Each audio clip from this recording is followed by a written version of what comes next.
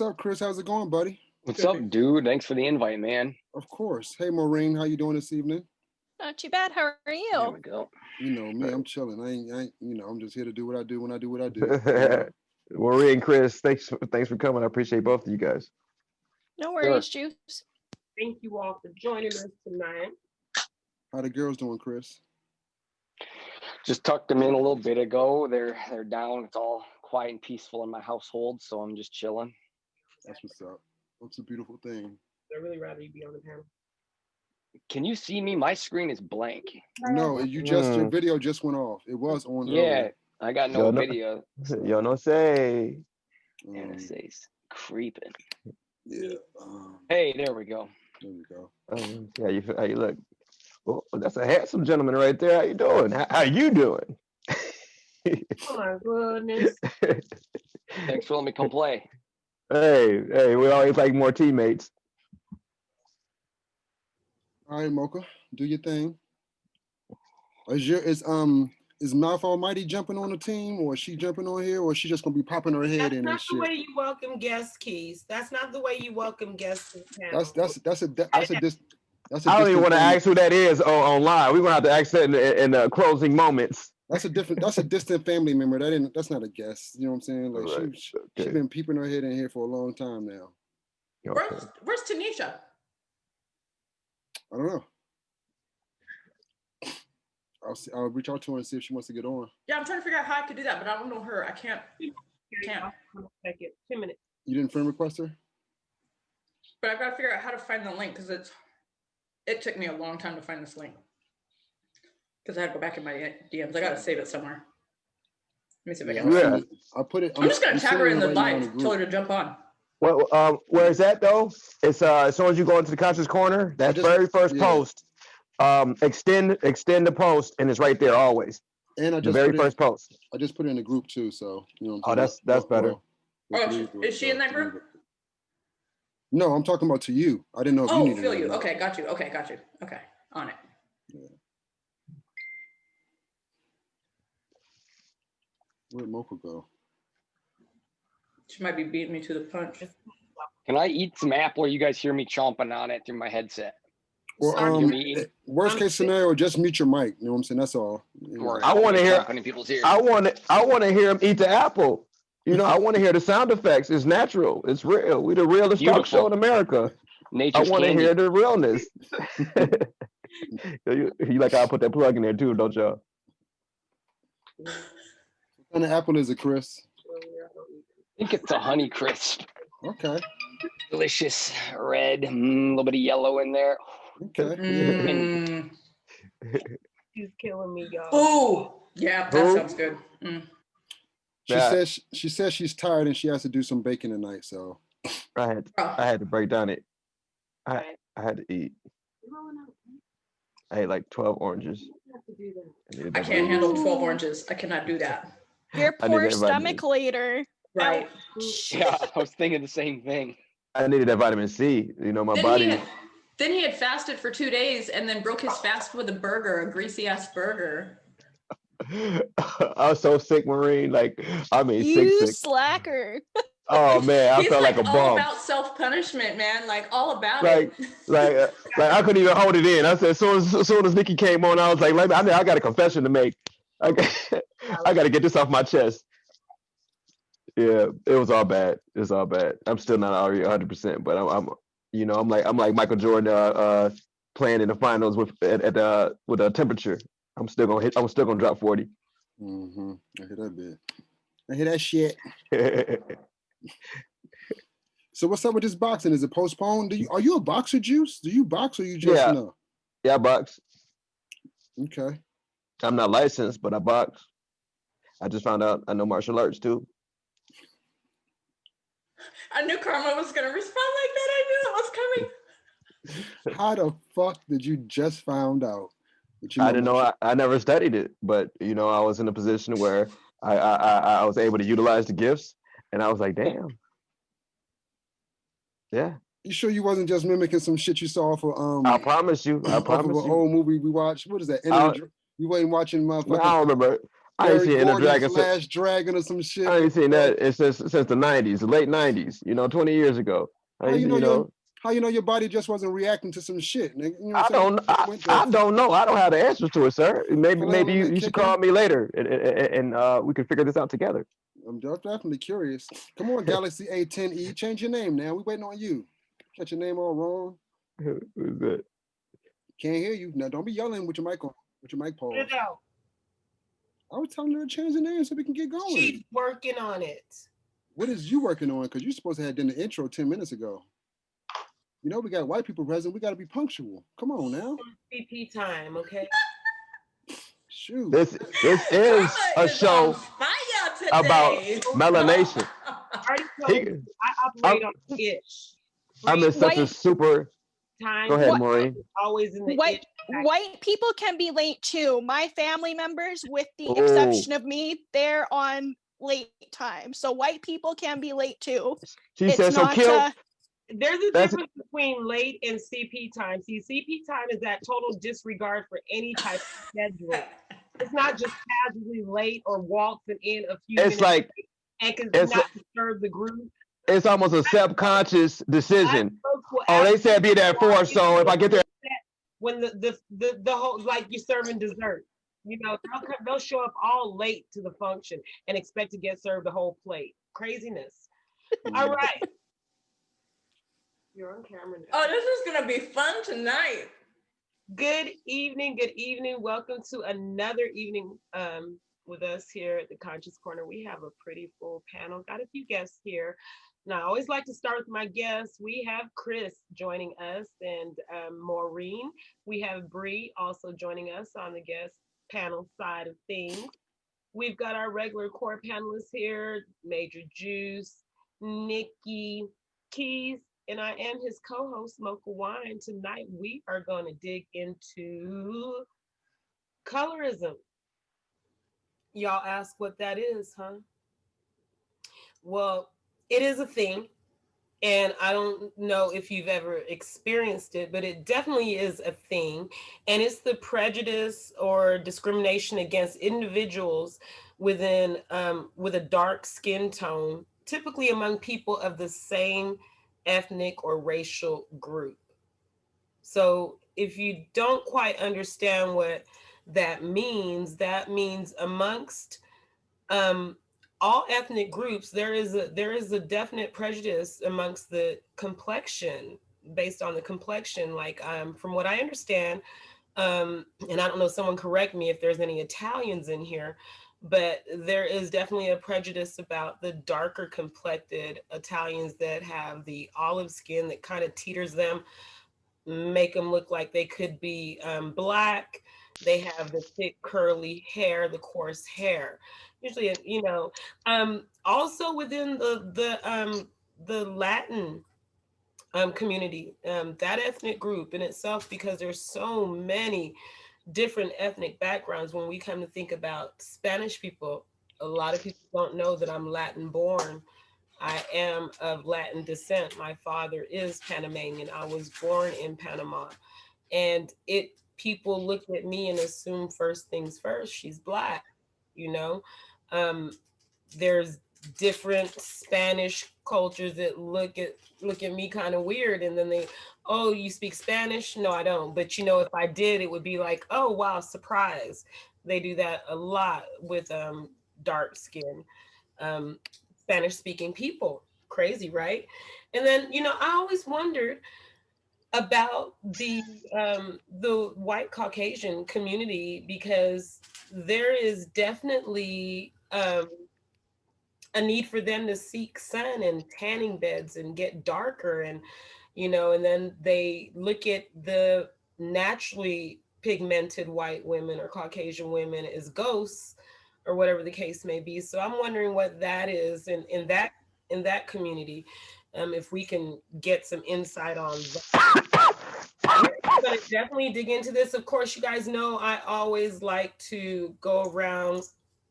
Let's go around the panel. Everybody just give 1, 2 minutes, 2-3 minute brief description if you have an understanding of what we're talking about tonight, if you have any questions about what we're talking about, if you how you feel about this topic in general.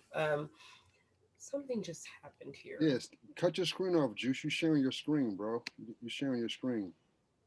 I don't know what the hell you're doing, but stop it. Thank you. Oh, we lost him. He'll be back. You lost me too. Just your video. Just I don't know why it keeps jumping off. You know who them goddamn iPhones are, bro. I know you got an iPhone. I know you got a fucking iPhone. Yeah, I do, but I'm on my iPad. All right. Anyhow, so we're gonna let Juice back in into this, and I don't know, like it's there is such a thing called being color struck. There's one thing. There is one thing to have a preference, of course, but then there are people within, you know, ethnic groups that are color struck, and they believe that the darker you are, in as far as the pigment of your skin, there's something foul about it, which, you know, I never really understood. Like, you know, in comparison, when I think about actresses, I think Halle Berry casted much quicker than, you know, a Whoopi Goldberg or what's her name, Lupita, or you know what I mean. I think about the selection process is what might be considered, you know,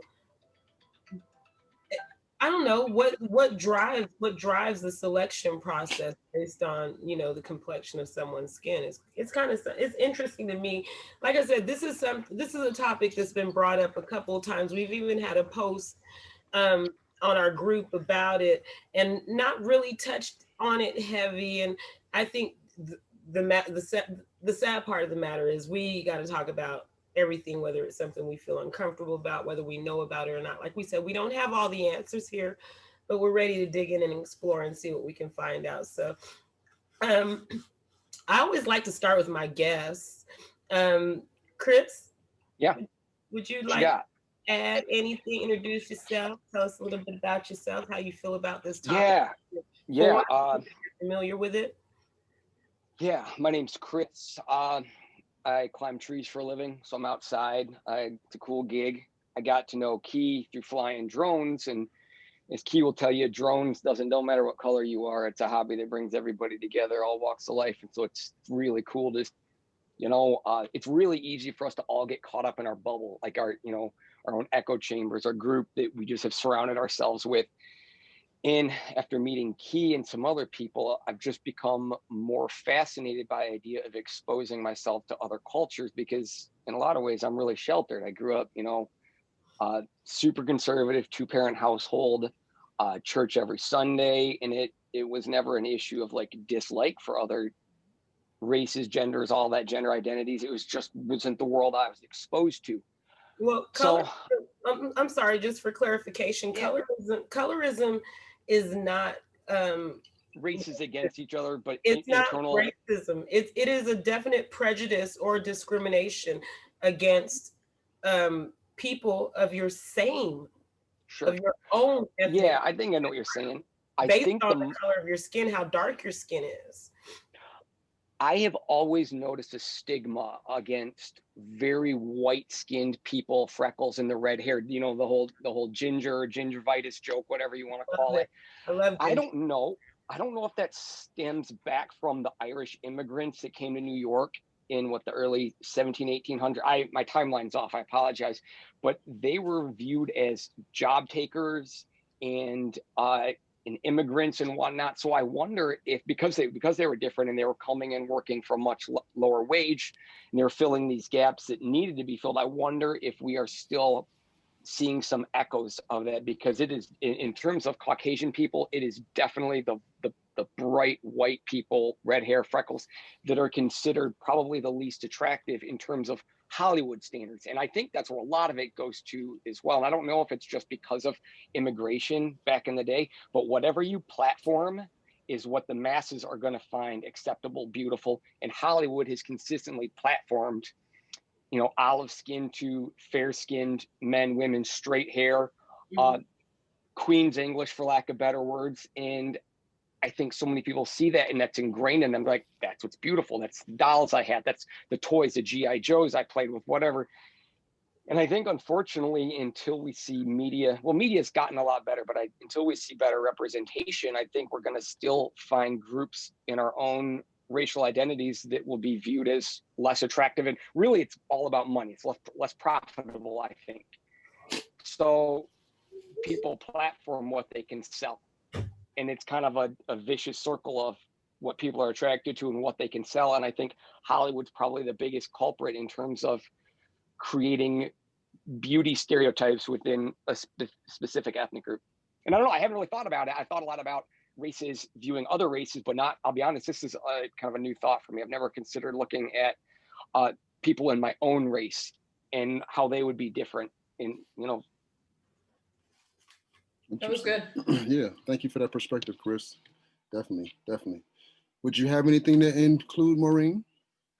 What is your perspective on things?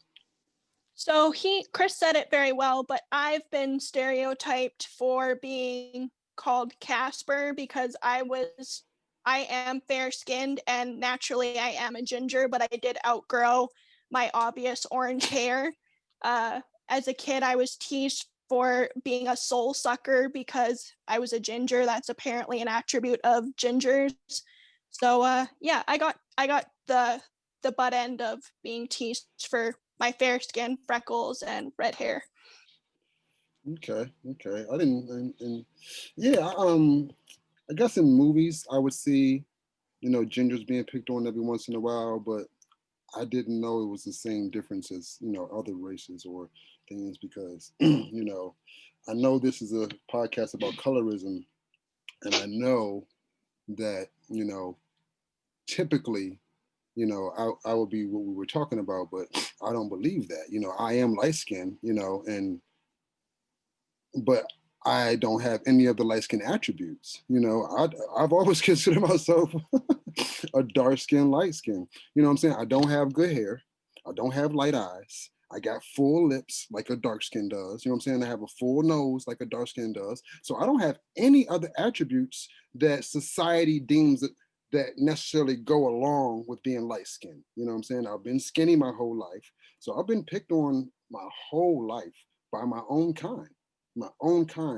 And I've never done it the other way around because I knew this was how I was born and I knew that was how you was born. And at the end of the day, there was absolutely nothing we could do about it. Right. So there was really no reason for me to call you out on it. You know what I'm saying? And I didn't fucking understand it. You know what I'm saying? Like I never ever looked at myself as a light-skinned black. I fucking looked at myself as black. I get treated the same way by anybody who does not like black people. I don't get it a little bit easier because I'm light-skinned. If anything, I get it worse because they assume that I've intermingled with their race, and that infuriates them even more. So I've always got asked, what are your parents? And I say black, and they're like, all the way black? I'm like, yes, all the way fucking black. And the truth of the matter is that a black woman is the only woman that can have a child of any shade. That part. We can give birth to a white baby and every shade in between to black. You will have a family of kids born from the same parents and they'll be different shades because the black woman is the only woman that is able to create different shades of the color that we are. And the How do you think that works though? Like, because my mom is white and she created me and I'm a shade of not white because my father. Right. And you're because of your father. But I'm talking about two black people together. Their kids can be several different shades of black. You know what I mean? Their pigment can be several different shades of black. And, it's like, there is a thing. I mean, there used to be when they say light-skinned guys were in or light-skinned girls were in or dark skins were in, there was a time when Morris Chestnut and the Tyrese Gibsons and all that was, you know, the thing, the dark skins. And then there was a time when it was the light skins, Shamar Moore, you know what I mean? Take me to whatever light So skin I'm gonna was go with out Chris there. said. It's like a phase to me. It's a phase of what is preferred at that time. I think it's just like Chris said. It's the powers that be. Is what gender they is what agenda they push. You know, it's what because we as It's always black money people driven. know that you know what I'm saying. When it comes to our oppressors, it doesn't matter what shade you are. It doesn't matter what shade you are. You know what I'm saying? And the oppressors don't even care about shade anymore. They care about economics. They care Yeah. about what you know what I'm saying, what financial background you come from. So if you happen to fall in that financial background, your color don't matter even more. You know, Right. you're just a casualty. You know. Juice, I, what say you? I have such a totally different opinion on the whole topic, to be honest. Like my view is like we all came from the same spirit, so like I don't see no difference. But I do have experiences about being hated on for my skin complexion and the color of my eyes. So it's like I'm to be honest, and we're gonna be real because it's the conscious corner. We're not gonna hold no corners. I wasn't black enough for the niggas, and I wasn't, and I was a nigga to the white people sometimes. So it's like I'm by my, to be honest, I was isolated. No niggas like me. You know what I'm saying? They don't like this. They don't like dark niggas. Don't like this a lot of times. You know what I'm saying? It's not my fault. You know, because I love everybody. You know, and then they swear like, oh, you're mixed because you got green eyes, like you know, not knowing that my mom and my father is both darker than Keys. You know what I'm saying? So it's everybody is judgmental about are you this, are you that, are you with us, are you aren't you? And I believe in the word. So I believe when God dispersed that, you know, we thought we were too smart for our own good, and we tried to build a tower to God, and He assembled the tower, and then He dispersed everybody and changed the cultures and the languages. This was a curse. We all were the same. We didn't even see no races. We didn't want no, it wasn't no this culture and that culture. We were just one.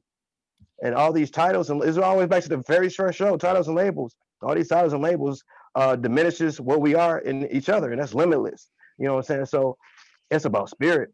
I see everybody the same spirit. I don't see that Keys is, you know, a darker brother, or Nikki is a beautiful bronze sister, or Chris as a strong, gentle, lighter spirit, or you know, Maureen. You know what I'm saying, is from a different culture, Canada, representing Canada, and has her, you know, a whole different type of beautiful spirit in herself. Mocha, you know, Sister Wine, you got your own flavor. You know what I'm saying? So we're different individuals in Right, spirit, but at the right. same time, we're all interlinked. If we just change the focus of what we're thinking about and just link with everybody in spirit, it wouldn't be no hate. I shouldn't have to been, you know. All right. So time out. You know I know what I'm saying? And you the always oppressors don't even care about shade anymore. you always get emotional and ready to go. You stay on go with these topics, Juice. You know I do. I know we like to take 2 to 3 minutes, let everybody just get their little breath out, you know, Hmm. their thought out, their thought pattern out. That's We'll what, get that's why I wanted to go last.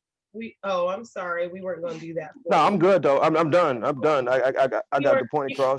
our Mocha has already figured out how I do this, okay? Because just for the simple fact that I know who's going to work with me and be on the same page as far as reining it back in. So we're not going to put you last. That's not going to happen. All right though, Miss Bree, Wine. Bree, welcome to Conscious Corner. We do this 2 to 3 minutes.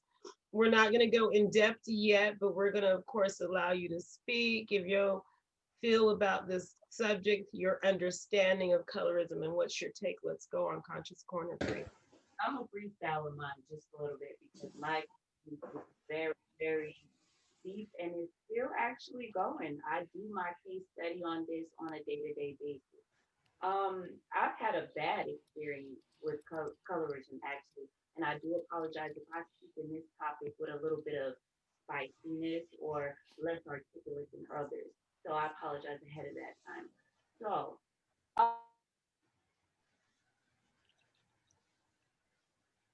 Mike, Cut it back on. Cut it back on. Mike, check 1 2. like dancing around it here because I feel like we're dancing around the topic here and we can all agree to want to embrace each other, but we have to psychologically tap into what we see physically on the outer appearance before you actually get to know somebody on the inner and the spiritual side of it.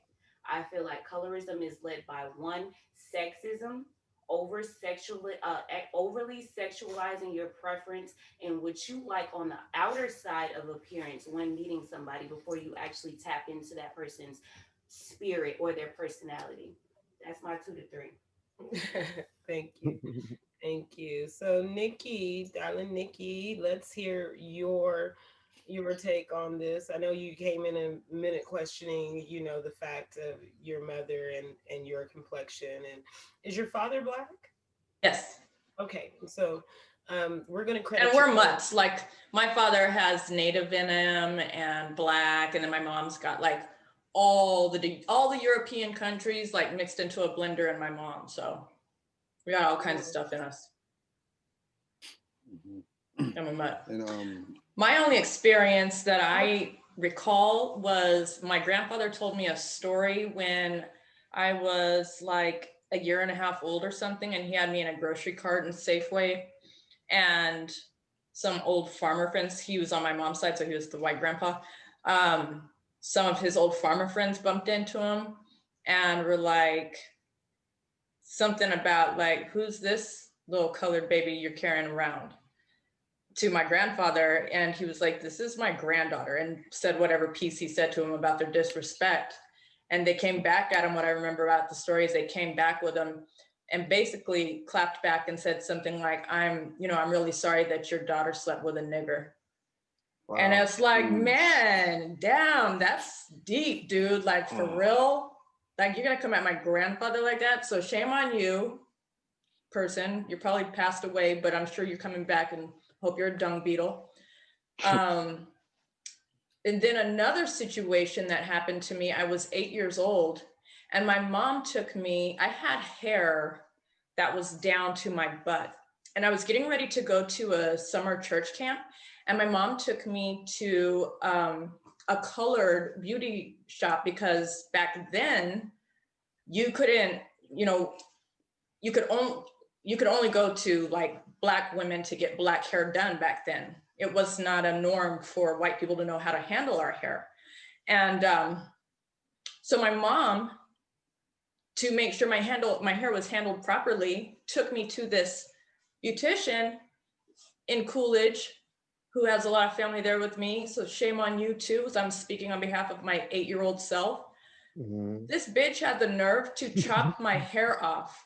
We're talking 24 inches because she told my mom that if she didn't do that, I would come back with a rat's nest and it would have to get cut off anyways.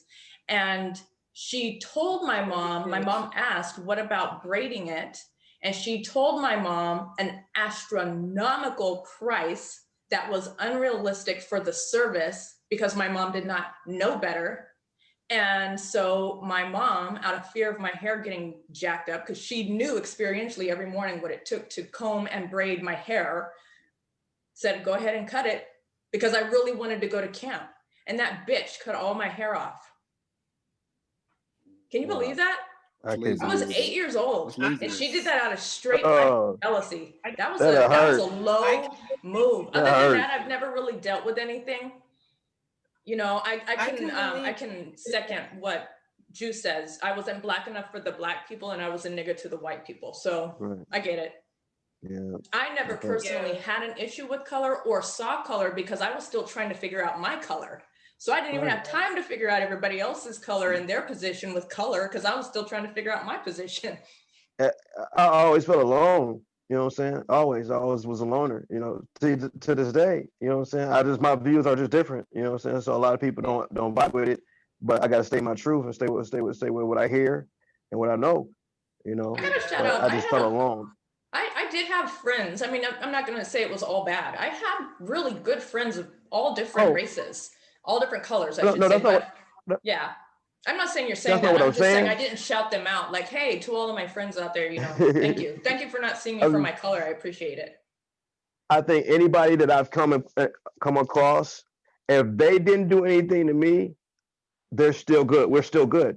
You know what I'm saying? Like anybody that because it's genuine. It's always genuine. And if they're genuine back, I just came from a place where it's all gravy though. Michigan is, the city I grew up in, Lansing, everybody's all gravy with everybody. I had a culture shock when I came to Arizona and realized that cultures don't really like other cultures. So that was like a shock to me. And I'm 30. You know what I'm saying? So I'm like, wait. The Native Americans don't vibe with the brothers? Neither do the Mexicans. Like we all like this up there. All races. My favorite.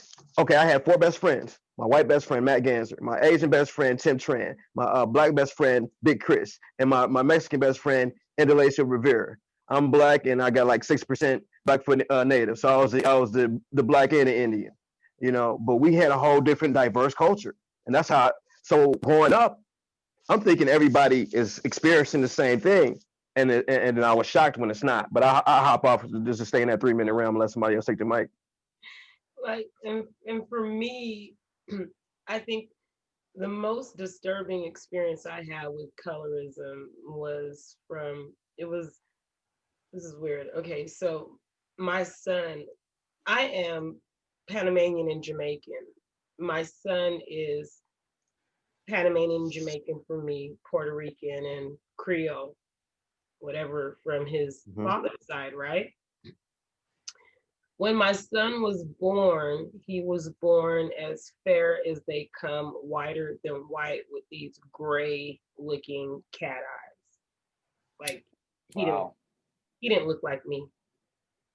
And I remember the nurse because she was also Jamaican and her verbiage really struck me as odd as her being a nurse and being professional. She said to me, every time I passed her in the hallway with my son, "This your picnic?" No, the stork delivered this little baby. This is I gave birth to him. I'm here. I just gave birth to him. Yes, this is my son. And every time she saw me, she would ask me, "What is he mixed with?" And I'm like, "He's black." Like, what do you mean? What is he mixed with? And I'm telling her, I'm Panamanian and Jamaican. His father is Creole and Puerto Rican. Like what? And just because he was so fair with those cat eyes, she looked at him and looked at me kind of different. She was trying to figure out what man I had laid up to make this little kitty cat. You know what I mean? She wanted to know. And it was the way she handled me. And I told her, you ask me one more time if this is my son, it's going to be a problem in here. Because I just felt like she was expecting him to be another shade of black. You know what I mean? But most babies are born out of water. Like, come on, they're pale when they first come out. They take time to come into their complexion. Yeah, I didn't know right. that. Yeah. Neither did I. Cool. And All African American babies are not born their complexion. Around Really? their yeah, ear, around the rims of their ear is their true complexion that they will turn. And over a course of time, it takes over a course of time for their pigment to set in and their natural color come out. Yeah, my son was gray and My pink. babies looked like Indians when they were born. All of them. mhm. All of them were white with slick hair. And females 9 times out of 10 always turn back to their color no matter what tan they get over the summer, and males will get darker over time. Really? Yes, I was lighter than this as a kid. Like, I was yeah. I was like if Yeah, you look me at too. if you see my feet, that's you see my real color. You know what I'm saying? Like my feet are pale. You know what I'm saying? Like this is from 45 years of sun. You know what I'm saying? But the woman has a gift of always returning back to her natural shade. You know what I'm saying? Like you can look at a black female's picture, she's always going to be the same shade. You know what I'm saying? Like her She'll have a summer picture, but all her fall pictures will be the same exact shade. And It's, that's it's me, an like amazing gift. this time of the year, because I have That's what's two up. shades to my complexion because of my background. So I have a yellow undertone, and right now I'm creeping into the yellow undertone of my complexion. In the summer, it's a red undertone, so that's when I start getting real dark, mocha. And so my skin can go different ways. Like if you look through my profile pictures, you will see every shade of me. Those are all me. Those are no filters. That's just how my complexion fades in and out. But he's right about men. They tend to, once they get darker, that's it. There's no going back for them. Yeah, but so let's start here and say that we don't have to go religious and we don't have to do anything. We can just go from a basic artistic perspective, you know what I'm saying? Just straight up crayons in a box. You know, if we did stem from one another, we would automatically have to say that we all stem from a dark source, you know? That just naturally makes Africa. sense. Yes, that's where we, you know what I'm saying? That's where they have determined life has come from. So, you know what I'm saying? So we can Egypt, all to be agree exact. there. But Or Kemet is the KMT.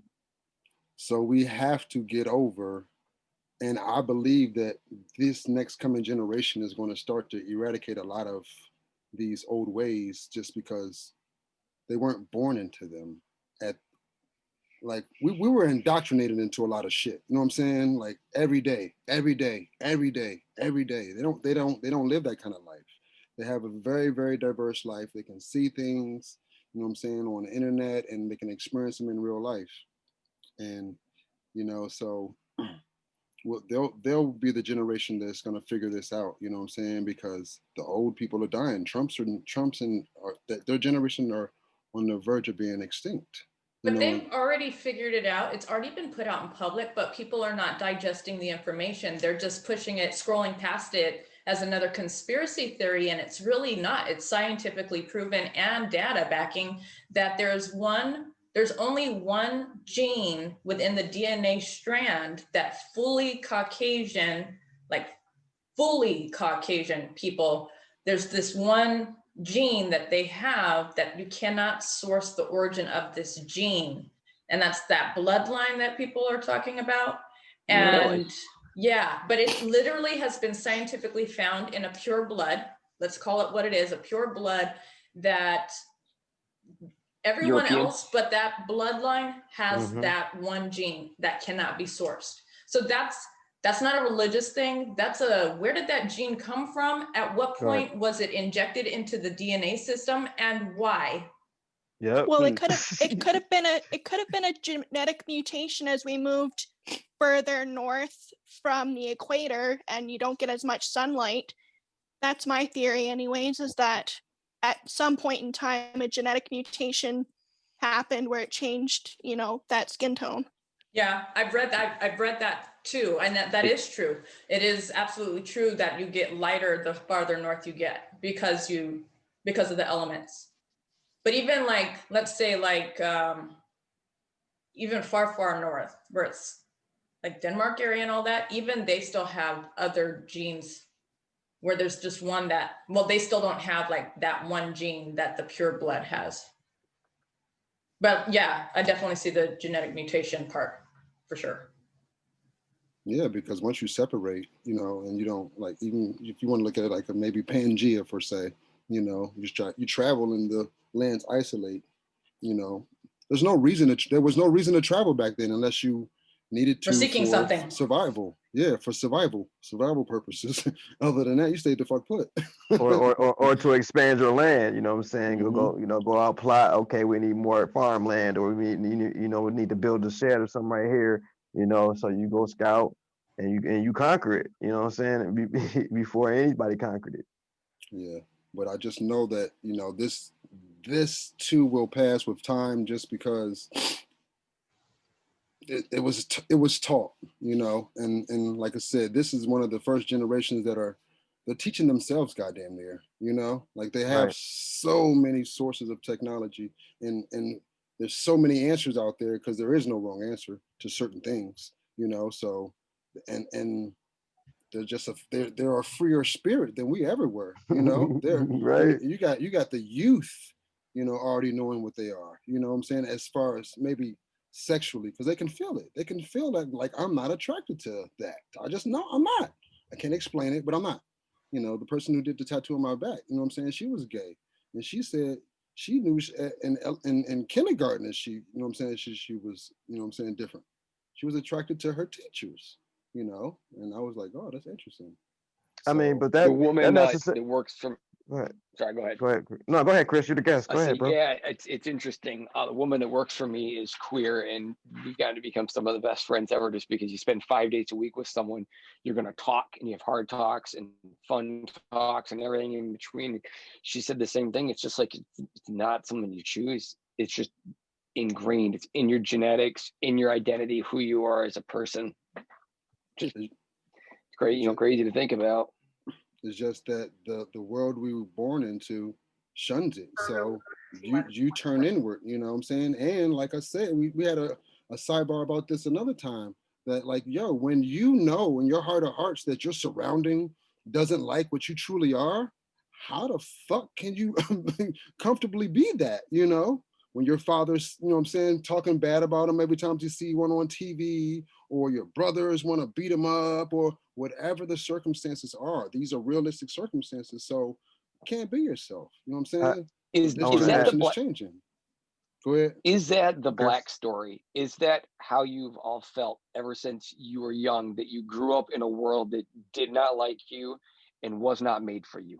Is that a common theme in the black community?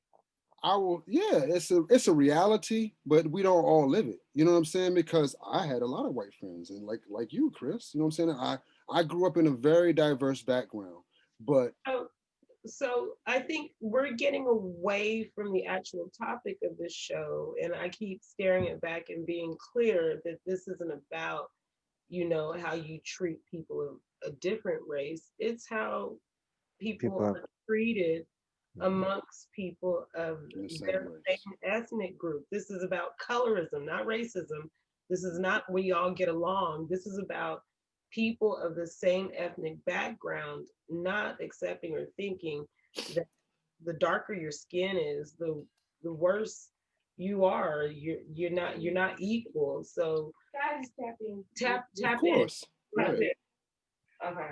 Because I try to let everybody have their little, you know what I mean? But I just feel like the same way we branching off topic. And I understand it's a topic that people we dance around because some people are sensitive or whatever the matter is. Very sensitive But topic.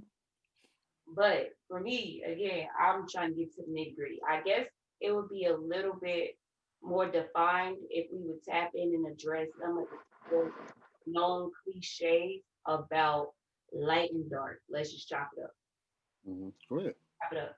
Address what the Willie Lynch letter, all that, because those cliches, they still are current here in 2020. When you meet a woman, we could go ahead and tap in, I guess, as far as like a relationship wise or intimate, you communicating or gravitating to human beings as a whole. We don't know each other. I haven't spoken to you, you know what I mean? We haven't had a conversation. You happen to just boom on the regular street, just oh, something I'm attracted to based off of what? The outer appearance. What I have mind you, a personal problem with is women and men cannot continue to say, I cannot find a soulmate if you are continuing to base your selection off of the outer appearance. What is more relaxed? Her hair's too kinky. She's not dark enough. She's not light enough. She's not thick enough. Like your preference is going to end up being your hindrance. Right. And see, colorism is being stemmed from your sexual preference. And it's got to stop. How do you say you're going to find a soulmate when you continue to say, oh, I don't date dark skinned women? I seen the post. I believe it was on Wendy's page, where this guy said that all light skinned women are evil. Like, and that is not the case. That is not the case. There's dark skinned women that snap off and do stupid shit and become evil. If is not the shade of the skin that makes you do something stupid. You know what I mean? So for that person to say that, I'm like, that was shallow, you know, and that was an example of colorism where this black man feels like light-skinned women are evil. So he's probably one of those men that won't date light-skinned women because he has his own preconceived notion about based off of light-skinned women are being evil. Right. True. Right. So- Do you think that's a purity issue? Whereas just like in the white community, you would find Mhm. black people who want to be so loyal to Africa, to their tribe, that they wouldn't want to mix their bloodline. It's a parent issue because I've watched my son's taste. I've watched his taste evolve. There was a time where he was repelled by dark-skinned women because he was repelled because the experiences that he personally had were crazy intense that he did not feel capable of dealing with. So he didn't want to put himself in those types of situations based off of what he saw those situations looking like. So, but then I started to see that I was that crazy black mom. Oh, that's why it resonates with him, because he can feel what that black crazy feels like when I wasn't there, and he did not want anything to do with that. So then I started to see how his taste was changing as I was growing, expanding, and evolving. And now he was becoming softer to women that looked more like young girls that looked more like how I look, but also spoke how I spoke. Because as he was honoring and respecting who I was more and more, that's what he was looking for in his mate. And that's what he's currently looking for in his mate. I can watch him. He is looking for someone to make him feel like I make him feel every day. And so are girls. So, or they're doing the opposite.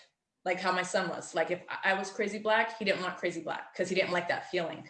So whatever the parent is making that child feel like, they are going to attract or repel to whatever looks and feels like that. That's deep. Okay, I like that. And you know Yeah. what? She's not lying, because my son, he said it. My daughter has him recorded where he made that same comment. He likes light skins and Mexicans. And we were like, what? He goes, because dark skinned girls are crazy and they talk too much. And we had to check him about it. Like, How old is he? run across a light skinned mouthy girl, you just haven't met her yet. You just have not met her yet. The hell Wow. do you mean you want light skin or Mexicans only? Your mother is a dark skinned woman. You got me messed up. You should want somebody that resembles your mother. You know what I mean? Yes, but like And like you ever hear that thing? She can't use your comb. Don't bring her home. Don't play with me. That's Shoot, if funny. they can't use your toothbrush, don't bring them home. Dang. and to piggyback off of what Bree said, you know what I'm saying? Like I said, we're gonna go there, let's go there. This was ancestrally taught. You know what I'm saying? Like it was, you know. Yeah, go there, go You there. can just go simple story is where when we were all slaves, you know, and the masters would fuck the slaves and they would have offspring, they would show favoritism to them. So, you know, a lot of times those light-skinned blacks will make it to the house, or they would do it intentionally where they would break them up and they would put us against each other. And we didn't do this. We had nothing to do with this, but animosity brewed because we were all slaves, but we were getting treated differently. Light skin were getting treated good, well, better, because we were all slaves, and the blacks were out in the fields and in a house and working and getting. And that's where the term came from: a house nigga and a porch nigga. Exactly. See, Okay, so that's what I would be called, Chris. I would be called a house nigga. Right. I don't give a good goddamn. By I'm my like, own people. I'll be right in that house. You feel me? Like so. Or you could be the porch monkey. Yeah. Right. Porch monkey, exactly. So Exactly. it started there, and then you have the Willie Lynch letter where he devised a way to keep slavery going without chains, and that's to put the young against the old, the dark skin against the light skin, and so on and so forth. You know what I'm saying? It's Porch monkey. really deep. It's mental slavery. You feel me? I can't work with Bree because I don't like dark skinned chicks. You know what I'm saying? And I have no clue why I don't like dark skinned chicks. It's it's just it's pieces of it trickled down in genetic code. Like I said, it's always like the Hatfield and McCoys. Some like I said, I'll teach my son something negative, and he'll either take it in or repel it. But if he takes it in, he's gonna teach it. You know what I'm saying? And it's just a chain, and it's a high chance it's gonna get that seed is gonna get planted because we do it early. We indoctrinate them early. You feel me? Just like racism. You feel me? They don't know no better. They believe us. That's what Tanisha said, one of our viewers in the Facebook Live. She said colorism is a result of racism. It's racism and prejudice and discrimination amongst your own. I'm going to disagree only because this one thing. We're not even going to speak in reference to relationship. Your sexual preference and what you see on the outside is just what we're attracted to. We know that. We can move it to email wise. What I said earlier during my introduction, I have never had a positive experience with meeting a fair skinned female that I could call my real friend. It was always a competition or type spirited, energy that I didn't care for because I always felt like any light skinned female that came around me had to overshun me. You feel me? Like it was always a competition. And I didn't like that spirit as where I would meet other dark skinned females and we would click like nothing. I don't have to feel threatened or like you trying to overpower me or you're like I'm better than spirit. So I always have to speak out of that experience because to this day, I still see myself and I'm just like, I meet light skinned women and it's always an air like I'm better than you. So I don't. I got your back on that because I remember, and I still have very good friends that are darker than me, but I remember the beginning of our friendships were very awkward and I had to be very pointed and intentional to let them know I am not that bougie bitch. Like it took some work to gain their trust that I was at their level and I was authentic. Until I proved myself a little bit, I didn't sound like them, but I thought and spoke like them. So once they knew that, we were good. But I can tell you, yeah, what you're feeling is legit. He can say like, hey, you guys got to prove yourself. Because I know that little piece of verbiage that you just said is like, I had to prove myself. Where it's not to say like, yeah, you guys got to make sure that you're on our side. But in a sense, y'all have to know the history of how darker skinned females are treated. Like, okay, you guys are looked at as the better slave or the better, you know what I mean? The lighter, the better. But in a sense, you have to say, hey, girl, like, hey, I'm not with all that. You know what I mean? Almost as a peace offering. It's not something that's like detrimental, but to offer and say, hey, I'm not against you, I'm with you. Yeah. Well, before I was going to blurb out, that's a female thing, but no, I know, no, I know. It's not, that's you why, know it ain't but you know I have, how but people I have, go in on light skin. Yeah, I have You been, know how they go in on the yellows. Yeah, I have, like I said, I've experienced it too. But like I said, that was just a minute thought. You feel me? As you were speaking, I was like, interesting.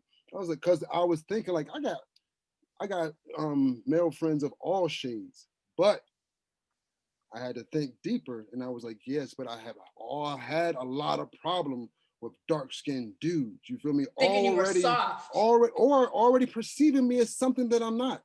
Cocky Instantly, and shit. Arrogant. Instantly, yep.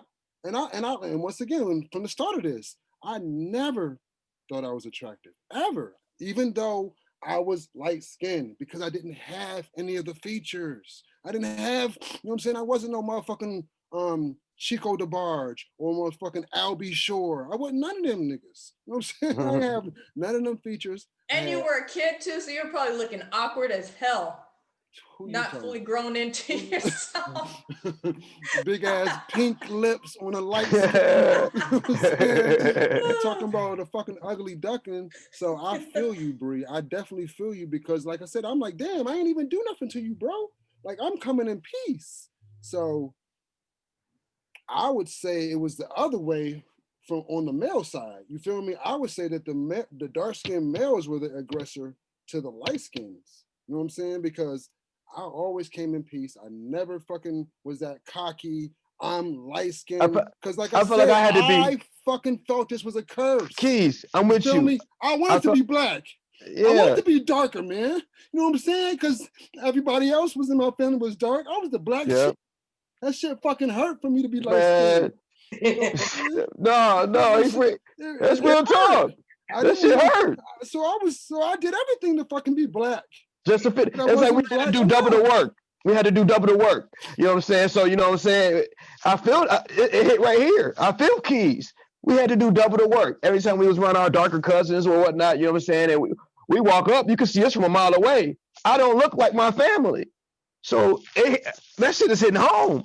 You know what I'm saying? So I got to be extra nice. I got to be extra caring. I got to be extra sensitive. And I got to walk on eggshells around my own family. But I think it's also important right now, too, that we acknowledge and recognize the pain that just came out of Keith. Because at first, I didn't even catch that this was what was happening. It took me listening, like, damn, this is pain welling up. Yeah. And so I want to make sure people heard. I apologize for laughing. I was just sitting here laughing because I thought he was being funny for a minute. So did I. And I looked at him and I said, he's crying. And she's like, no. I said, yes, he is. I heard it in his tone. It hit me in my heart. I went there with him. So if you could repeat. That's the effect of colorism. You see what I mean? Yeah, that part. You right, Mocha. I'm gonna apologize just a bit.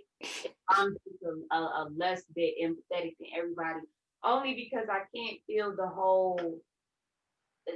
It is just females, but in a sense, because males in 2020 have fueled. This is a personal opinion. They have fueled the war or the dividing, between light skin and dark skinned female. Why? Because of sexual preference. So when dudes sit back and they be like, well, I can't see it, normally it's because probably you're helping feuding it. You know what I mean? By how you choose mates. How many times have you sat down with your homeboy, y'all just drinking, playing cards or something, just talking about females, regular stuff, you know what I mean? And you hear your dude, you be like, shit, well, I don't even date black bitches. And you don't even stand up to say, well, damn, why can't you just say, I prefer such and such? You just put another black woman down and in my presence, but she's so pro black and all black women. It's not saying, you know what I mean, saying it, but being in the act of it, you know what I mean, in the same sense. So I can't say that I can't have that empathy for men in this sense when they be like, I don't see it. You don't see it because you probably help fuel it, or you're not speaking up against it. So what I'm seeing is two different dynamics happening that are both surfacing at the same time equally. So you've got on the female playing field, you've got the darker skinned women offended. I'm not saying it in a bad way towards you. You have been wounded, right? So it's offended you how men of lighter color than your skin color have discredited and dishonored your value and your worth by the color of your skin. No, it doesn't even have to be lighter. It has to be black. Or even equal then. So damn, that's tough. That's sad to say. That's self-hate right there, if that ain't it. I'm sorry on everyone's behalf that has done that to you, because that's fucked up. Because I can see that you are a beautiful person with a beautiful soul who's probably a wonderful friend to people, a great sister, a great daughter. It's going to, if you're not already, a great mother. So and if people don't want to take the time to get to know you, then that's sus. Let's ask a hypothetical question. This is general, right? Okay. So say one of the Black Lives Matter, or we have another Black Lives Matter case, right? Black male. And his personal life, because we all like to say, what does his personal background have to do with him being shot, right? Say, in a sense, this random Black dude. In his personal life, he said, I don't even fuck with Black women like that. And on the back end, he gets shot down. Damn, another Black Lives Matter man.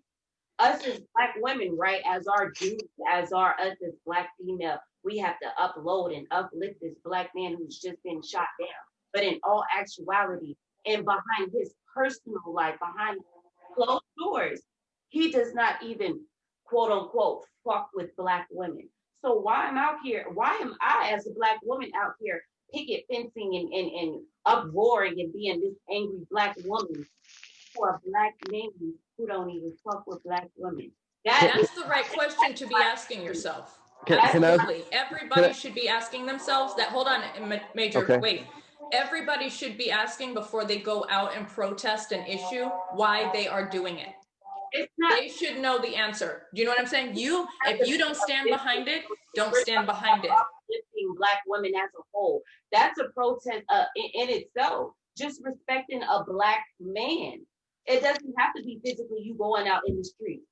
That's just an example, like a cliche. You know what I mean? Why am I uplifting Black men in this form and fighting for you spiritually?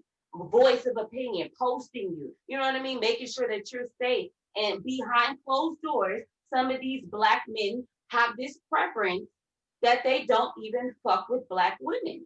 That is a very good question. Okay. Can I answer the question? I'm gonna answer the question because I'm gonna be honest. I was one of those men, So I can tell you by experience why I felt that way and why I no longer feel that way. It was by ignorance. I was in a long relationship, 16 years with a dark skinned female, and it didn't work out, and it was painful. So I misassociated the color of her skin with the relationship when it's the energy, So I can remember me saying that statement that you said. I don't fuck with a Black woman. I've said that ignorantly to probably a homie or two without really knowing what I'm saying. But now that I'm more aware of my words and what I speak, I'm like, yeah, I was fucked up when I said that. It wasn't. I can't associate one bad experience or two or three for the whole race or the whole culture. It's ignorance. So I apologize on behalf of all men who said that out of ignorance and not knowing exactly what it is and how they were affecting, our sisters. Because at the end of the day, we're supposed to empower everybody. We're supposed to lift everybody up. And if those words cut y'all that deep, I feel your pain. And if and it cuts deep, and you're right. You have every reason to feel that way because us as kings are supposed to lift y'all up, and that cuts. And we got to do better, fellas. If y'all listen to this, we got to do better and lifting them up. It's not about trying to just smash or something like that. We got to connect and build everybody up, and we got to be careful of what we say. We all need to be more aware of the words that come out of our mouth because we don't know who we are cutting with them. And I'm gonna hop off. I try to be in that spirit of, regardless of my sexual preference, if you on the street, you feel me, bro, flat tire and shit like that, dark skin, light skin, I'm just full over. He ain't my sexual preference, but because I love him and he's my brother, and you know what I mean, Black people, it shouldn't matter. You have to have that same energy. That's lukewarm energy for you to be like, I don't fuck with Black women. Well, we gonna leave you on the side of the street. We see you, Black man, because you don't even fuck with us. Go ahead and wait for Esmeralda, because that's your sexual preference. You have to have that same energy across the board. Because you're gonna need me. I'm gonna need you. You're right. Yeah, like now I'm gonna I changed up. Hold on, Major. Keys had a point. Go ahead.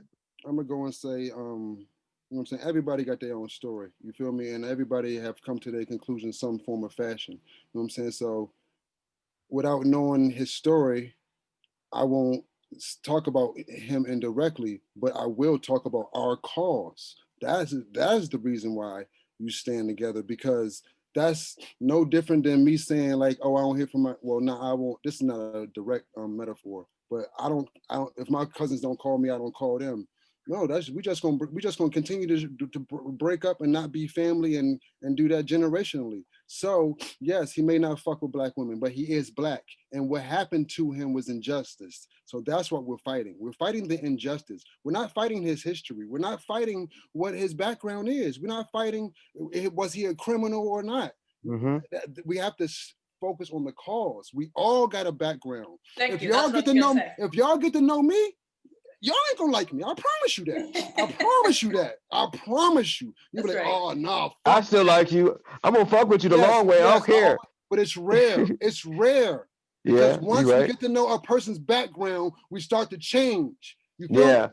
You start to change our perspectives about them because our background don't align with our background. We don't believe the same shit. We don't do the same shit. So we start to distance ourselves. So Well, and it's our background I that got understand us what to you're who we saying. are today. And Bree, we are super, super fucked up people. We are super fucked up people. We've been through some shit. We got a lot of work to go, and we can't have a mindset like that. Yep. That's a narrow mindset. I truly understand your point, and I was with you, and I was like, damn. I was like, and I was saying to myself, I'm pretty sure that has happened over time. I'm pretty sure a black guy died by the hands of the police that was dating a white girl. I'm pretty sure it has happened. But we still gotta fucking stand up for him because he's black.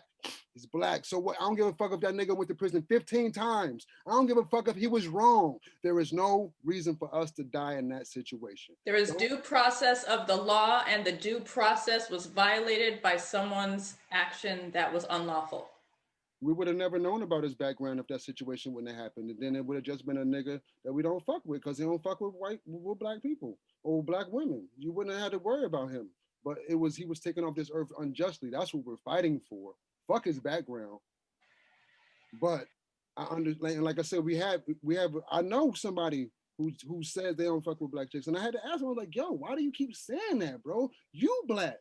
And he told me his story, and I was like, "Yeah, but you gotta grow past that." I was like, not all black women are bad. I was like, it's just the ones you keep fucking with are bad. I was like, you just make terrible choices, bro. You know what I'm saying? I was like, you got to make better choices, and you got to learn where you were at fault in this too. Ain't nobody in no fucking story by themselves. It's always multiple parties in a story, and you have to take fault in that story. So, and I'm going to speak from being stuck in the middle. I could be white on one side and black on the other, but either side, if I have a chip on my shoulder, it's going to repel people from me. So what I see it in all different shades of color, is there are certain circles of both men and women based off of certain forefront issues that carry a chip on their shoulder, and it's obvious. And so I don't think at that point it's necessarily the skin color. It's like you said, it's the energy. People sense when you have a chip on your shoulder, they're probably not going to fuck with you too much. I don't know if that had to do with colorism too much or anything like that. I just feel like the energy change between the air of the personality of light-skinned women versus darker skinned women. So I got a question for you, Bree. How are we going to solve this? How are we going to come up with a solution to colorism? Do you have a solution or an idea? You know what I'm saying? Since this is something near and dear to your heart. Very, very, very small. And I know it's like, what is that? Stay high. Yes, that's not small, that's huge. Okay. And the reason I say this, and this is me owning, because I'm never on light skin, they're mean, they're jealous, they're. No, this is my end on it, is as a cliche, owning up to one of the number one cliches about dark skinned women. Your face is fucked up. Like, you are very hard on the eyes. You're not all cheesy, smiley. You are by nature a hard, dark-skinned female who has this warrior face that is not very approachable. Her cheekbones, full You lips, feel me? Like, I understand that. So in a way, if you don't make yourself like, I think, I apologize. What's her name? Nikki? Yes, like Nikki said, you have to make yourself approachable, one, and receptive. You know what I mean? So just saying hi. That's if we don't say hi. Black folks, how many black people you just on a regular day? Hi, how you doing? That shit, it Right. blows my mind. It Right. blows my mind. And but that's just a That's an That's easy, just- practical application solution that everybody can apply Why- without any risk to themselves for danger. That's amazing. So we gotta have a now we gotta have a say hi challenge, huh, Bree? What's up? Man, Hey. hashtag that shit quick. All right. All right. You Now we cigarette. gotta- Make a friend. Yeah, that's cool. That's cool. I ain't got, I'm very sociable, and I'm the type of person when I'm walking down the street, I'm looking for eye contact because we're crossing one another's path. You know that if people are making contact with you just by the way they say hello, that that's a frenemy, or you know what I mean? Like you know where to gauge that person Yeah. just by their hello. And I say frenemy because at that moment it's like you know the next step will tell you what path you're on. Yeah. So yeah, it's just taking that first step though, so you can determine where you're at with it. A lot of people won't even say the hello though. So that is crazy huge. It's like if you don't take the first step, no other solution that we try to do is going to do anything. Because going back to what you're saying, because I have had experiences with Black women and my experiences are good, like I don't see what you're saying when I see a darker Black woman's face. What I see, I nostalgically smell the meals that they were cooking when I've been in their presence, the loud laughter, the bantering back and forth, the older women telling the younger girls, get your shit together, the older women yelling at the men, boy, pull your britches up. And, that's what it brings it all back to, because that is the culture. But people won't know those feelings that I know what it feels like if they don't put themselves in those situations to experience it themselves. It's not all trap houses out there in the hood. And even the trap houses, I've been in those too. I have some of the best memories as a teenager freaking with my hood friends. They're not all bad people. They're in bad situations and they're surviving the best that they can, and they will not get killed first. That is all there is to it. And then there's you got that other, part that they are trying to prove their loyalty. So they do extreme things because they have extreme circumstances and it's a do or die situation for them. So, that's the hood. But I'm off topic because that doesn't even have nothing to do with color, because you got the hoods there in every color of the rainbow and their own stories. Where you don't have that is in the Rockefellers' house, but I'm telling you, they got their own stories of their issues too. That's probably really dark and twisted in some areas. pretty sure. Now you're talking about language. Yeah. And I'm talking about the bloodline where that gene has come from somewhere where we don't know where it originates. Right. That means it was created intentionally for a purpose. So I just want to define, that's racism. When you have the whole world against this one bloodline that is intentionally taking action progressively to take over the world, that's that race versus the rest of the races. There is actual two races in the world. So that's that. Colorism is everybody that doesn't have that gene is a different shade of the lightest color to the darkest skin. Okay. All right. So Chris is really just a lighter version of my skin color. Mm-hmm. So is Maureen. And Maureen to Bree. Maureen is just as colored to the Aryan Brotherhood as all of us. So it's safe to say that we all experience colorism, but we just all experience it from a different perspective based on one, our color, and our demographic background and our location. I'm out to agree with Keys, and this is a major Keys alert. Because Chris came in saying, colorism was Hollywood, such and such and such and such. Elite. And Maureen was agreeing with the redheads and so on and so forth. And I was like, damn, that's cool. And we came in with a total different perspective. So, but we all experience colorism. I'll be honest. I think as a white male, I probably experience at the very least. I think if I'm just being honest, Right.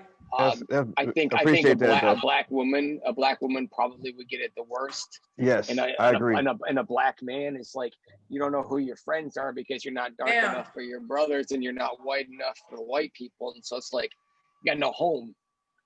But Chris, someone like me, Chris, you know, haven't really experienced it, you know. Chris, I'm gonna tell you, like the one, I mean, not excluding my friends that I went to high school with, I'm good with everybody, my whole class, my 99 class of 99, I'm cool with everybody. But outside, like close friends, like everyone, has to have me in the back. So it's like when you just said that, that brought me in. You know, I try so hard. You know, what I'm saying it's like I over try just to prove my loyalty, but it's like people take advantage of good hearts. You know, what I'm saying it's like I'm a come up. You know, what I'm saying so it's like I It ain't got don't nothing to know. do with your color. That's just because people take advantage of you. Anybody gonna take advantage of you regardless of the color. They always be darker than me though, but whatever. That's just coincidence. I know. That's why I apologized early in the show.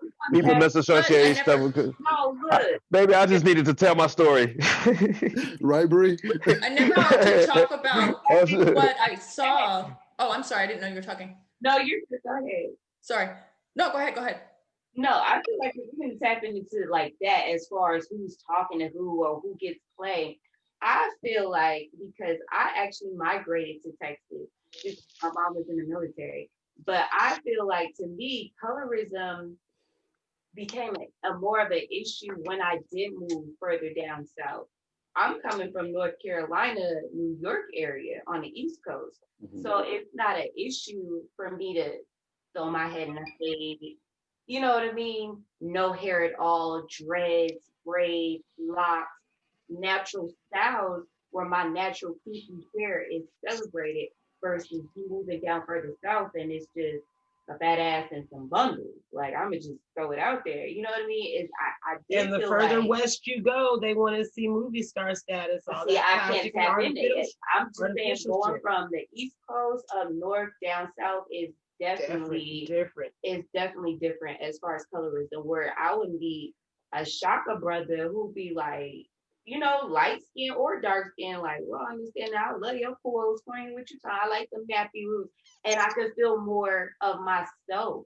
I don't feel like I have to wear the long weave or be done up or whatever. You know what I mean? I could just be, hey, I could sit next to the chair with you and get chopped up and he sees me for me. You know what I mean? Like, I don't know. That's just me as far as a geographical point of stand. You know what I mean? And you know, just me knowing her taste, just knowing her, like I can see that she practices no colorism when it comes to men. She has, you know, she finds men dark skin, light skin, dreadheads, dark skin dreadheads, you know, bald headed lights. She finds them all attractive. So I get it when she feels like the Black men are not even like giving certain women a look because of the color of their skin. And of course, it's always preference and always leads back to the physical. Everyone's attracted to, but when it comes down to it, it's all about what people are made of, and that was what number energy. 2. Then he said, well, how can we stop it? Saying hi. That was the number 1. Just, you know what I mean? Voicing, hey, how you doing? She can have a chip too. Just see what she's talking about. But we gotta stop. We really gotta stop throwing the baby with the bathtub out before you actually try to get. I understand you just looking at somebody from an eye perspective, but try a different eye. You gotta try a different eye. Like, so seriously, you cannot keep on saying Black women ain't shit. I love Latinos and putting different culture of Black women in a box because of just what you're looking at first. That's right. So the other thing I was trying to talk about with what had happened with Karma, which we never addressed, which was a big thing that I caught, was that like that was his identity that was being like molested and stripped from him by men. So men that he respected, that's why there was pain. I felt that pain. Men that he respected and looked up to, wanted to be like, wanted to run with, gain confirmation by, were the ones that were tearing him down from the very thing that he's supposed to be built up into. And he has struggled. So as a result, that's a wound that he has had to heal from and put work into because someone else had a problem with the color of his skin. And you know what? And like I said, I thought for a moment that he was joking, and it's probably been how he's been coping with it all through these years, making it come out as if it's a joking matter, not really bothering him. So at first, when I was just listening to him, because I was listening, I wasn't looking at him. I was giggling and laughing, thinking he was being funny. And then when I actually looked at him, I was like, he's crying. And I mean, I could see that his nose was getting a little bit red. And I was like, he's crying. I'm sorry. I didn't know how to interject, but I was like, that was a real moment where something that has been following him is a direct example of colorism and how he's dealt with it or lack of dealing with it over the years. So that just came out raw and uncut. And like I said, it caught me off guard. And, you know, as his co-host, I should be better in tune. And I'm sorry, Keith, that I was like over here talking about it. It was unexpected. Like, girl. Yeah, I immediately recognized that you were somewhere else. And I even told Bree, I said, he's crying. She said, no, he's not. I said, yes, he is. And within moments, she realized, yeah, you were. And like I said, the thing about it is we are all discriminated against amongst our own people for one thing or the other. You're right. I mean, there is something, you can see a woman of dark complexion that has good hair because her family lineage has good hair, and you know, it's her natural good hair. And even then, a dark-skinned woman's still gonna hate on her. You know, it's all about the aesthetics. It's what people see. It's what people view as appealing to them, and they're missing a whole lot when it comes down to getting to know someone and tapping into their actual existence and their spirit. Yeah. Chris? Yeah, I had a question for Maureen. Outside of, you know, elementary school, high school, when you got older, because I know kids can be just ruthless and nasty to people that are different. Did you find that the discrimination with you being light skinned and red haired continue later into life, or do you feel like a lot of your experience got better after you got out of, you know, a school setting? My experiences did get better outside of a school setting. I grew up in a small, conservative, rural town, so I got out of there as soon as I graduated. So yeah, I would say my experiences have improved since I've been getting older and out in the world. And not only that, Maureen, like for me, I've always been a fan of gingers. I mean, I love, you guys are uniquely beautiful. Like the combination of your eyes and your hair, the freckles, and you can have that brown red hair, the ginger hair, the different tones. You all are uniquely beautiful to me. And I just, every time I see a redheaded girl feeling some kind of way about her red hair, I was like, do you know there's bitches paying like hundreds, thousands of dollars to get that hair you got naturally? Do you know they in the shop getting it wrong, paying for that color hair, and you got that naturally? You're uniquely beautiful in your own way. And you know, when I think about it, discrimination and prejudice to me begets a little bit of jealousy. You know, I find there would be a little bit of jealousy mixed in there to have someone, you know, discriminate against you, be prejudiced against you, just have any judgment against you. You know what I mean? There's a little bit of jealousy in there. So your own kind of beautiful. I believe in that. So we're going to get into the asshole of the hour. Drum roll, please. I was checking the comments too. You got them?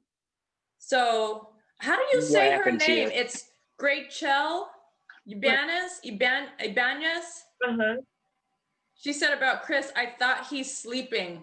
That's so freaking fire. That's so Should be sleeping. I gotta work, shout out man. Rachel. Wendy Rogers Curtis said, sup y'all. Carmen Okay, said, go hey all the way lady. down. Bree Tanisha said, hey Wendy. Tanisha said, colorism is a result of racism. And then she said, I've always had a strong circle. My mother told me all the time how beautiful I was. My father too. When it came to what society had to say, I wasn't as affected because I was taught to believe I was an attractive girl. My brown skin was praised in my house growing up. It's up to us to embrace self-love. Amen. And you know what, you all get this, okay? Because you guys know I love Beyonce and Jay-Z, and oh my goodness. So Little Miss Blue Ivy is actually narrating a book. I believe it's called Hair Love. How cute. And in this book, she's talking about, you know, her daddy tells her her hair is beautiful and that makes her proud. Like it takes being told, and it's not about the man as a woman, it's about the man as a child that a girl grows up to understand the appreciation. And for her father to remind her daily that you're beautiful, your hair is beautiful, she's able to know what to expect from a man coming up. But she's narrating, she's reading that book with her beautiful little voice, she is. And I can't wait till that comes out. What's that? I got a question. What's up, Bree? Speaking from a very, I'm an advocate for, well, girls who didn't grow up in a household whose their father told them they were beautiful. Let's just go ahead and tap in. What do you do with Black girls? Because obviously there's a lot of Black dark-skinned females who grow up in broken homes, homes without a father, or homes with fathers who actually disrespect their mothers. So what do you do with those girls? You just say fuck it and leave it for them to build on their own later on? I think that alpha males and alpha females who know who they are and have studied the history and know what they're speaking about experientially should be taking people in their arms and speaking life to them and telling them what they're worth and seeing them for who they truly are, and take those positions where people are absent doing that. There's only a few. I mean, because America, we're in a time frame where those girls being left off. Because again, we're in a society where media. Yep. You have these sexual men. We're not going to say just Black men, just men. Period. Who stir the pot. They're fighting against more than just to go find those advocates who have, like me. But it's all about as simple as people hit the share button on this live. Like, how many people watching this live have hit the share button? Are we not putting out information of value that it should not be shared to the people that you know to get the message out? So it starts with things like that. You know, we can sit and be peeping toms, or we can be engaged and participate in the message and get it out. Because there are a lot of people who are talking the talk, walking the walk, preaching the truth, and are loving people and ushering in peace and unity. There are a lot of people working their life effort into making this world a better place. And we need to start coming alongside those people and supporting them and sharing their information. They are giving their blood, sweat, and tears so that our future generations, my children, have a better world to live in. So we need to be awake and aware and hit the share button when we have good information and content to share. Make this shit viral, but we'll share a music video that dropped like 10 seconds ago and it's got 1 million views because it's Chris Brown. So check this out, to build off of what Nikki was saying. You said, how do we do it? We got to change how we teach the kids, because they've changed how they learn. You feel me? So now we got to hold Nicki Minaj, whoever, anybody who's putting out content that is not positive or form-fitting to our narrative, just like the LGBTQ, just like the LGBTQ got control of their shit. Like, you ain't doing nothing without paying for what the fuck you say to offend them. And we could do the same. We could do the same. Look, you all got away from what she was saying. Well, what about? Yes, and I was saying the assholes of the hour is everybody not hitting the share button. That's the assholes of the hour. And then keep Right there, that I'm gonna part. keep it fucking real. If you want to deal with me, deal with the real me. You're gonna know I'm not gonna pull no punches. That's Right. the answer. I'm not sitting here putting out a fucking video for it to just sit here and not do nothing. Come Share on that now. motherfucker. Wake up. Get it out. That's me. Get That's it who out. I am. I don't know Share what it. y'all about. Everybody share everybody. That's the love. Spread that love. Share And I'm only everybody's doing stuff. that because I'm trying to make this world a better place for my kids. I'm selfish as fuck. Yeah. I practice that right now. If I see something, I'm sharing it. I'm share. I don't give a fuck. I put your shit on my story. You know what I'm saying? Share. You're Look, down. You have a 3 post limit per day. I'm taking you. I listened to you, Mocha. I did, and I only been posting my memories. I probably post like 3. But my memories got ride. I'm sorry. Went scuba diving in the deep end with I'm about to shut that motherfucker down in a minute. One of these days, this is gonna be like. Fuck out of here! You full of shit. You full of shit. What would you say, Bree? Martial you were arts. saying something, Bree? I heard you say something. No. I heard you earlier. I heard you earlier when you was like, we gotta start holding artists for their words. It's not just their words. No, I actually just I pay attention to videography. You know? Everything. I'm talking about. I mean, Yeah, holding that them part, accountable. yeah. Holding them accountable, and going back to when I was a child, if it was on the radio, it was okay. Right. No, I got. We can't let. Not only just the words and what they saying in the lyrics. Sometimes I know. Yeah, it's visual. Right, we listen to some of the stuff that we not supposed to just because of the beat. I can cancel out. I understand that, but you can't cancel out the words. But if you understand the psyche and how the psyche works, your subconscious hears those words. You can't cancel out those words. Right, but in a sense, you're still looking at how many times. How many times have you seen a Burna Boy or a Common video where those artists are actually glorifying and giving dark-skinned women a chance to be in the video, period? Versus you actually looking at a DJ Khaled or a Future video where he's only paying homage to born beautiful women of lighter skin color. You have to pay attention to that, and then it just coincides with the same thing as that's coming out of the rapper's mouth. Common don't be talking about bitches and hoes. I'm not saying he doesn't cuss. I'm saying you will never hear him in the verbiage or speak in the light of a woman the way Future does. So what he speaks is what he's actually going to give you visually as well. Burna Boy, I'm proud of how many dark-skinned women you can see in one video from him alone.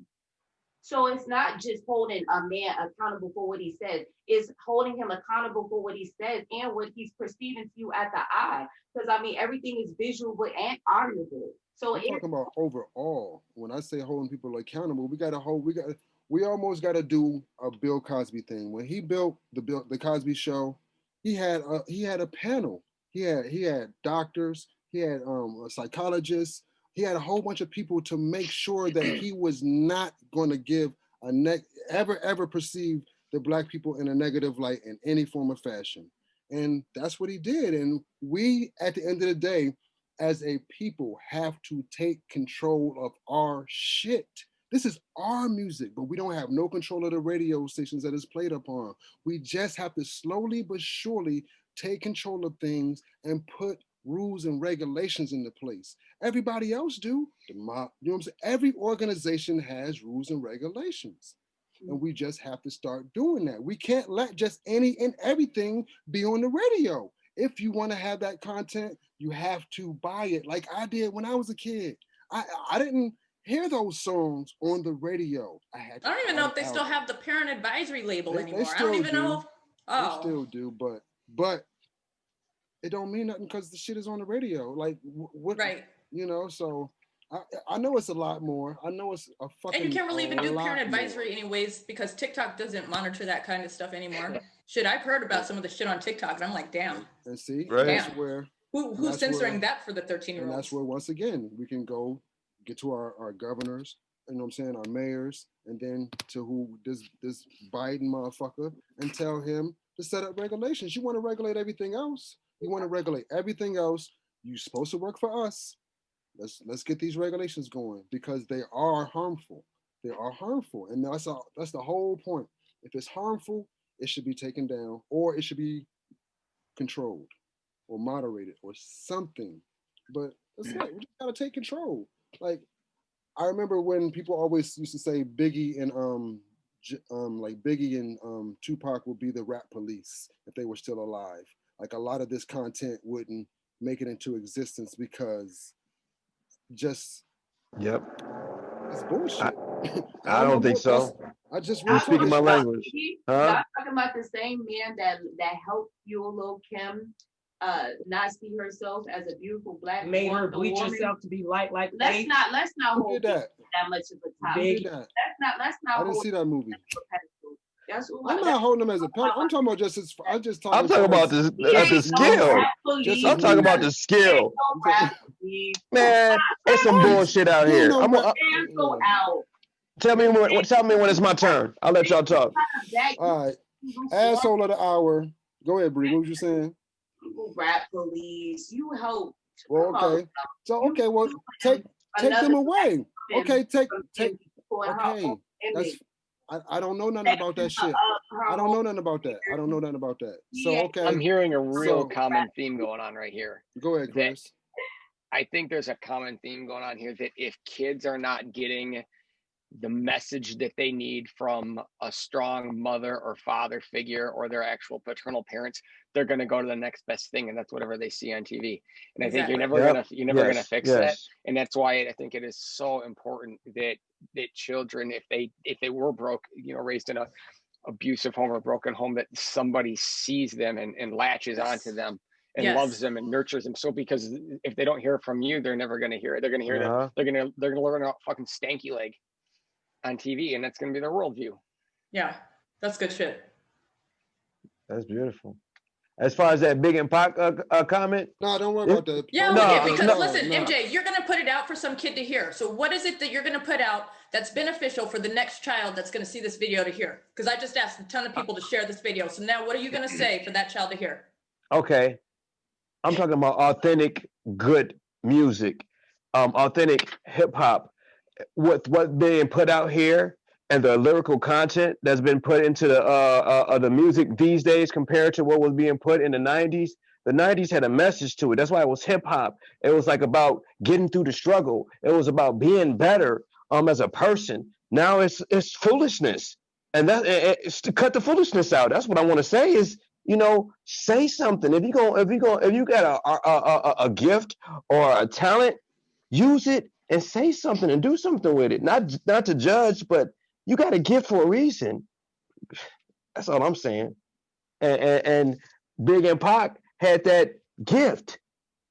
So yeah, they will be the police because they were talented and they were gifted, not because of who they were or what happened or their life, but because of their gifts. And they use their gifts for authentic, great, timeless music.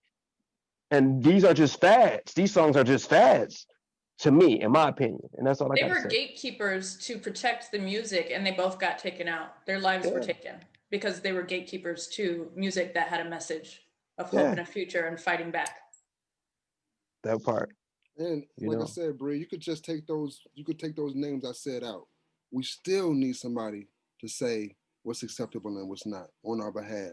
Okay. We got mayors, we got governors, we got a fucking president. Why can't we make our own tier to keep things in order in our society? You feel me? Everybody else has that. And if they don't, they have it in some form of fashion, whether it's taught in the house, you know what I'm saying? Because you got to understand, we all go to school together, but we don't all end up in the same place. So something is different. You know what I'm saying? So they're teaching something in the house so that we're not getting, or something. So we got to figure it out, and we got to figure it out from a new age perspective.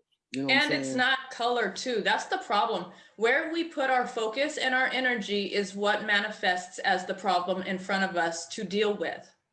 So if we keep focusing on color, then color is going to continue to be an issue until we learn how to deal with it, until the resolve comes. So the only way to find a resolve is to start focusing on the other side of color and what the solution is. So let's talk about Kurt Cobain for a second. He wasn't putting out trash rap. He was white and got taken out. Cobain. Yeah, I fucks with Cobain. And you listen to his music and it was legendary. He was saying something. However he went out is how he went out. But regardless, to say his life got dense and heavy enough on him that he's out now. So that's a testament to the power of the words that you put out there. Right. How it will come back to you by however they take your message. It's not about color. We got to get over that shit. Okay. So It's really, it's so it's not not. even about it. It's about your own heart issues, how you've been wounded, and now what are you going to do to take back your power, grow, and become a whole person, and then love the next person who's wounded and leave no man behind. When do Amen. we stand up, Ashe. rise up, and fight for unity, and fight for peace, and fight for true justice, and fight for love? When do we do that and stop debating the bullshit? Right. Because it's a tired conversation. It's not bringing solutions. Fuck them problems.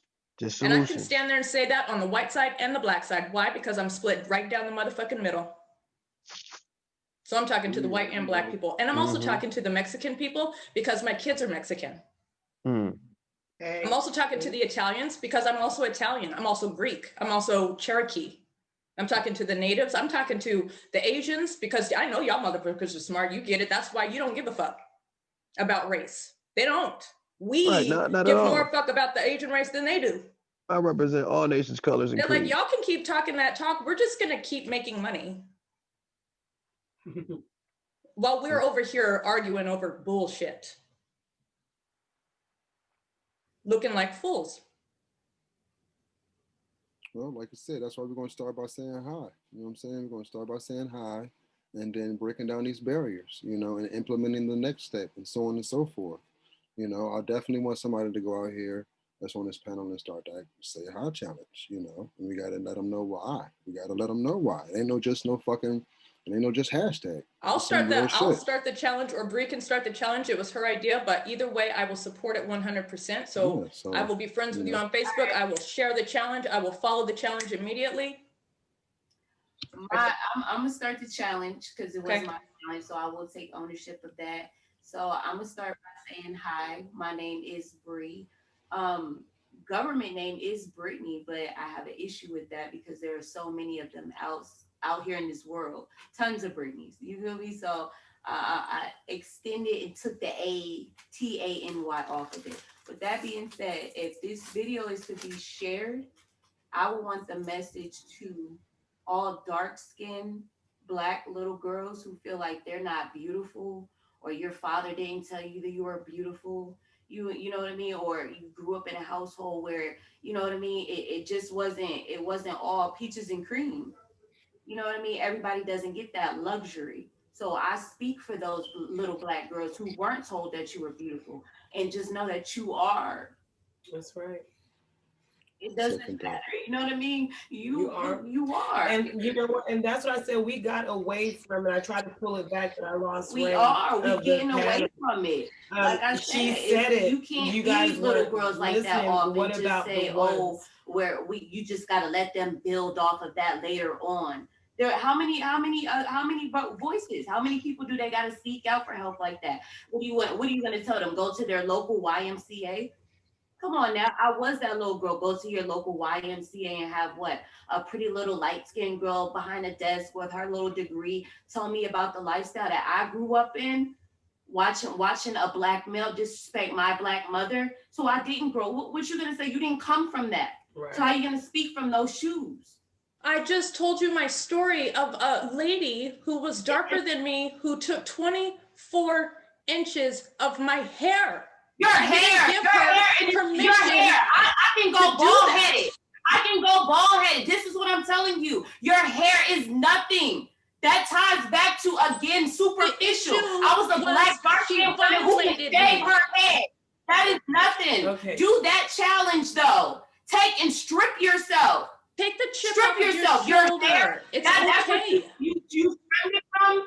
Black women, Black Asian women, they cut their hair for their religion and offer it for Black women to stitch it to their hair because they don't seem beautiful. Don't you see that? That's a small thing to tie back into colorism. Oh, she was jealous of me, so she cut my hair. Your hair. Do you know how many times dark-skinned Black women have went through transitions of shaving their full bald head without having to be cancer cancer diagnosed, going through these emotions mentally. That ties back to their hair because it's not straight enough, because it's not curly enough. Don't you dare tie that back to. I'm not disrespecting it, but it's more than just your hair. Don't tell me that. We have stripped ourselves. You see Mocha over here with a bald head, and black, dark-skinned men and light-skinned men will judge her based off of what they see on the outside. It is still about colorism. If you're not speaking up against it, or you're not that male perceived, start speaking up against it. Stop saying, I don't see it, I don't see it, because it's not you. You have to start looking out for people who do go through that. Your hair, she cut your hair because she was jealous. Something that can be grown back again.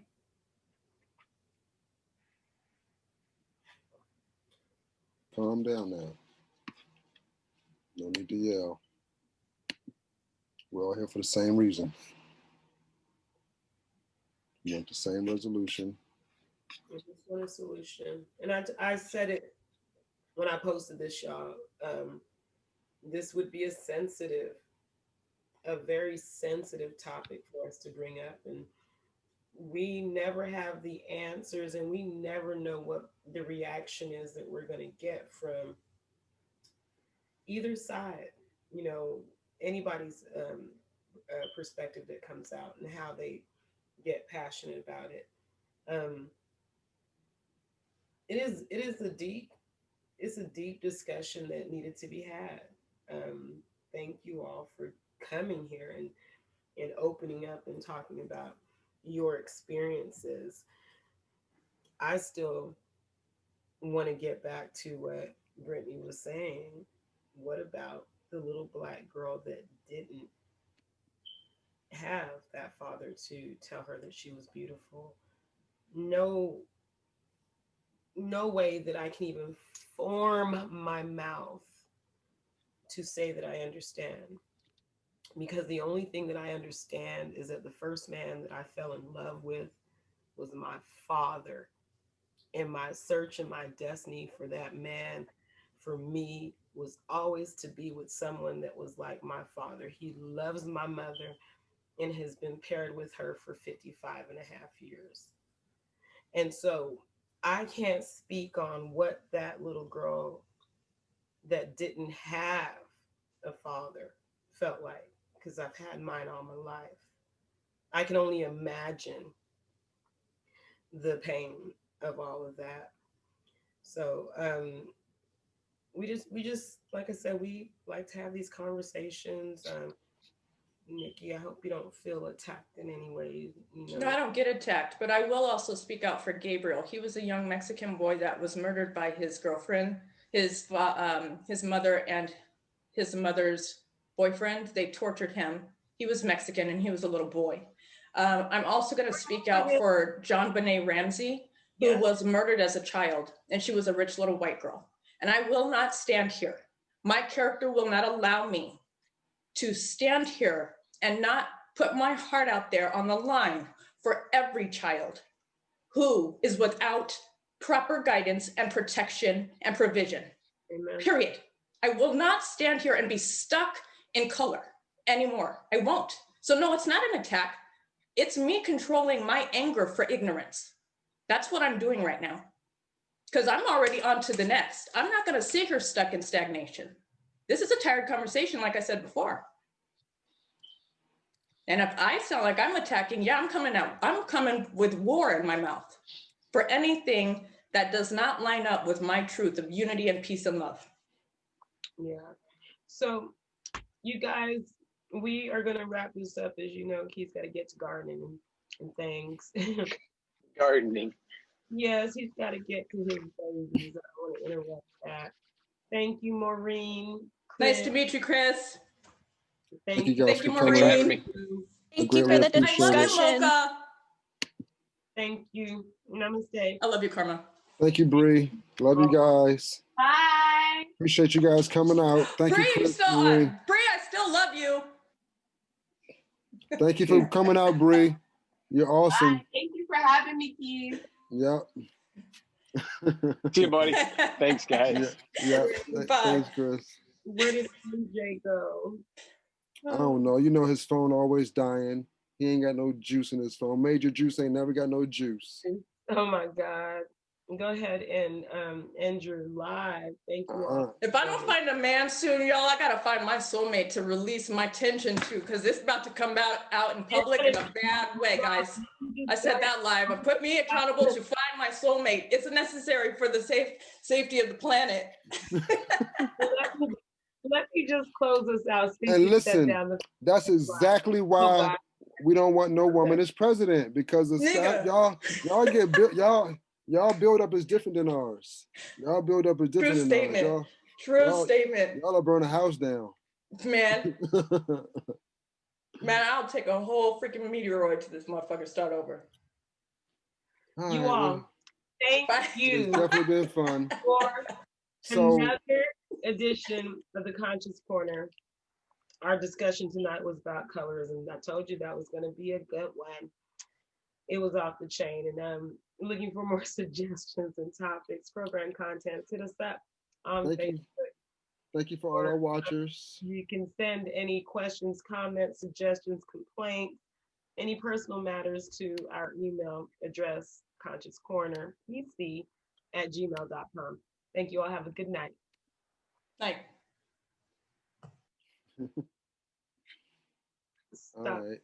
So you gonna stop your recording now, or how does this work? Stop your Facebook live first. Okay. How does that work? Okay. Got it. I've stopped that. All right, hold on. And then all right, you stopped on your end, right?